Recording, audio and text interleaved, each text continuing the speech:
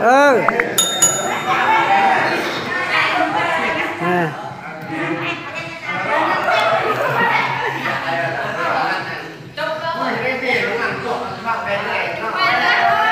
Quá. Ừ.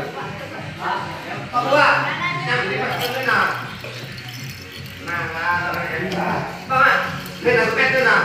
Đừng có bạn. Mình không ai đâu bạn. Đây là đây.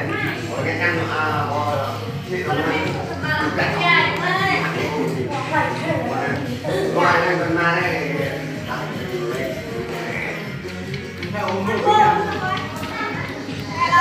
Mình đang có một lần sắp rồi. Hai ơi, bình tĩnh là mà cái này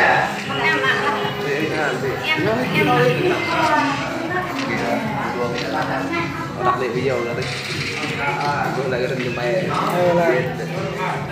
theo biệt danh theo ông à, anh cái này